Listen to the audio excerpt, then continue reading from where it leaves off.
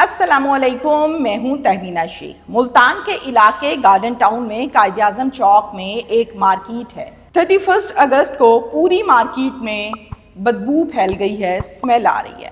دکاندار سارے دیکھتے ہیں کہ یہ اسمیل کہاں سے آ رہی ہے، یہ معاملہ کیا ہے۔ اسی مارکیٹ میں ایک ٹیلر ماسٹر کی شاپ بھی ہے جو بہت پرانی شاپ ہے۔ باقی دکاندار سارے آس پاس جا کے دیکھتے ہیں آخر اسمیل آ کدھر سے رہی ہے۔ جیسے جیسے چیزوں کو کھنگالتے ہیں، ٹیلر ماسٹر کی شاپ کے پاس جاتے ہیں تو اسمیل بڑھ جاتی ہے۔ وہ کہتے ہیں اسمیل یہیں سے آ رہی ہے۔ ٹیلر ماسٹر کو کال کرتے ہیں، اس کا نمبر بند ہے۔ ٹیلر ماسٹر کی شاپ بھی کافی دنوں سے بند ہے۔ اب اس شاپ کا جو مالک ہے اس کو کال کرتے ہیں اور بلا لیتے ہیں۔ اس کو کہتے ہیں کہ یہ دیکھیں جی، یہ کیا معاملہ ہے، تو ایشو یہ آ رہا ہے، اسمیل بہت آ رہی ہے، مسلسل دکان بھی بند ہے، اب ہم خود تالے توڑیں تو یہ مناسب نہیں ہے، ہو سکتا ہے کوئی جانور مرا ہو یا کیا معاملہ ہے۔ وہ کیا کرتے ہیں، وہ پولیس کو کال کر لیتے ہیں۔ پولیس آ جاتی ہے اور اندر سے ملتی ہے 18 سال کے لڑکے کی لاش، جس کی حالت بہت بری ہوتی ہے۔ مختلف جگہوں پر وار ہوئے ہیں، کچھ کیڑیوں نے کھایا ہوا ہے، اسمیل آ رہی ہے، باڈی کا رنگ بدل گیا ہے، پھول رہی ہے۔ اب حیرانگی کی بات یہ ہے کہ درزی کی دکان پہ لاش کا کیا کام ہے، وہاں پر تو ہوتے ہیں کپڑے، اور کوئی جھگڑا نہیں، کوئی معاملہ نہیں، کوئی آواز نہیں، کوئی تماشا نہیں۔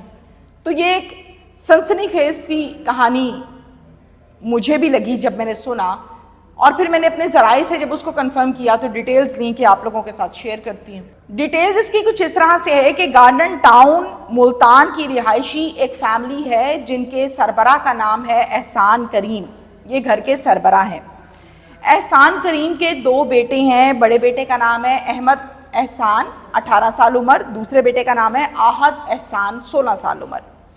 احمد جو ہے وہ فرسٹ ایئر کا اسٹوڈنٹ ہے، پڑھتا ہے، 18 سال اس کی عمر ہے۔ اس نے جانا ہوتا ہے کسی دوست کی شادی پر۔ یہ کیا کرتا ہے، کپڑا خریدتا ہے شلوار قمیض کا، اور جا کے ٹیلر ماسٹر کو کہتا ہے کہ یار میں نے شادی پہ جانا ہے کل، تو مجھے یہ سوٹ سی دو۔ ٹیلر ماسٹر درزی کہتا ہے کہ اتنی جلدی نہیں ہوتا، میں کیسے اتنی جلدی آپ کا سوٹ سی دوں۔ پر احمد جو ہے وہ بضد ہوتا ہے کہ نہیں، آپ تو ہمارے فیملی ٹیلر ہیں، آپ ہی سے میں نے کپڑے سلوانے ہیں۔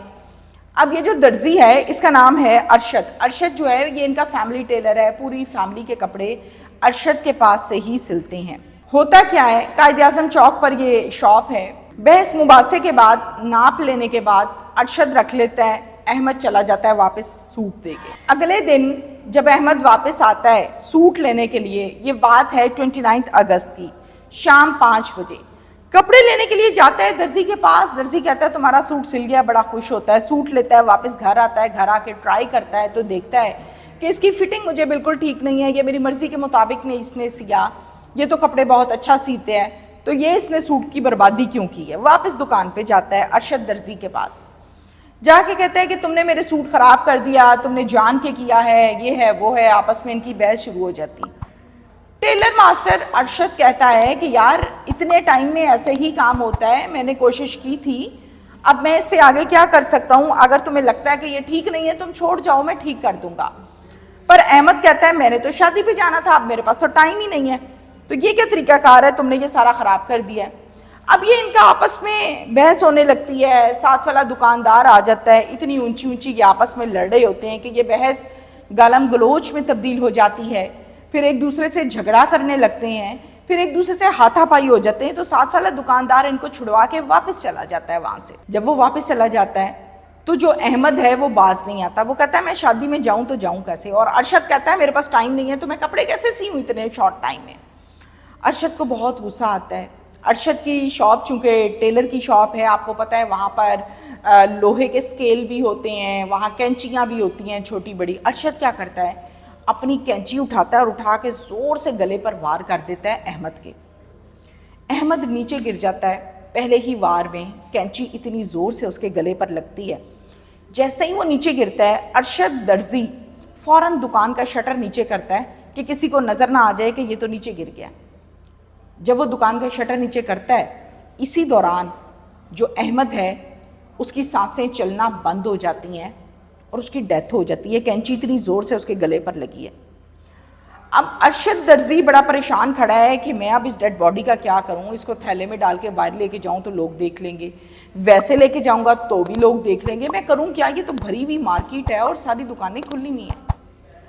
ارشد کیا کرتا ہے، دکان کا شٹر کرتا ہے بند، باہر سے لگاتا ہے تالے اور وہاں سے بھاگ کے گھر آ جاتا ہے۔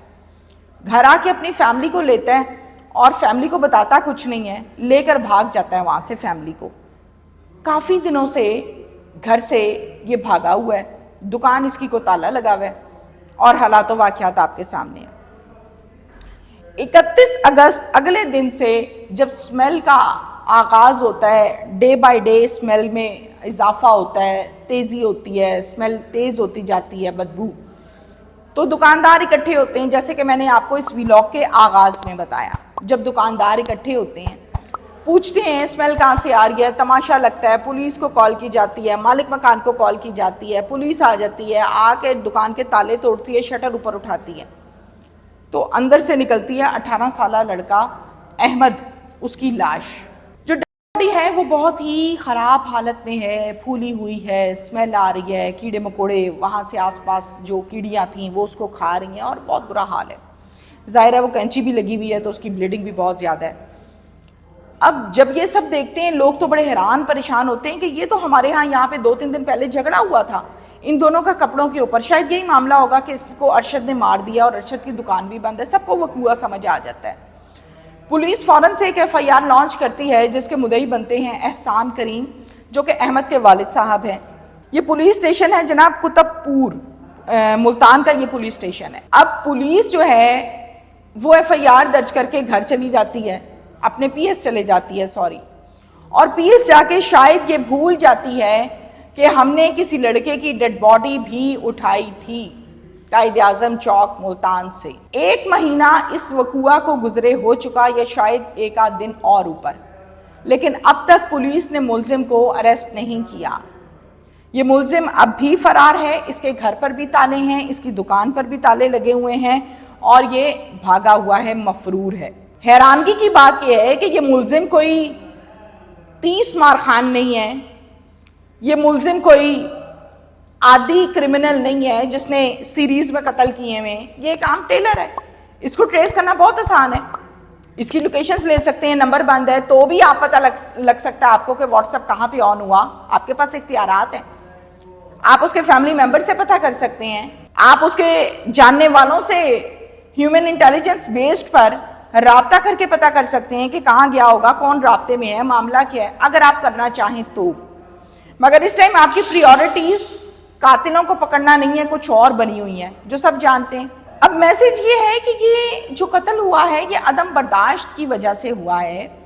آپ 2 گھنٹے پہلے سوٹ دے دیں، آپ 10 دن پہلے دے دیں، بھئی آپ نے سوٹ بک کیا، آپ نے سوٹ سی کے دینا تھا، آپ نے سوٹ سی کے دے دیا، مانا کہ سوٹ ٹھیک نہیں تھا تو اس کا یہ مطلب تو نہیں تھا کہ جا کے گالم گلوچ جھگڑا بدتمیزی شروع کر دی جائے، اور یہ بھی بالکل بھی مطلب نہیں تھا کہ اس کو قتل ہی کر دیا جائے۔ اب اس کے پیچھے دماغی ٹینشن، غربت، مہنگائی کیا ہے کیا نہیں کہ آپ اپنے ٹیمپرامنٹ کو اتنا لوز کر گئے کہ آپ نے اس کو قتل ہی کر دیا۔ یہ قتل والی بات تو سامنے مطلب سمجھ نہیں آتی ہے کہ اتنی چھوٹی سی بات پہ قتل ہو گیا۔ تو اپنا جو غصہ ہے اس کو کنٹرول کرنا آپ کے اختیار میں ہے۔ اس ٹائم اگر آپ نے اپنے غصے کو کنٹرول کیا ہوتا آج آپ قاتل اور مفرور نہ ہوتے۔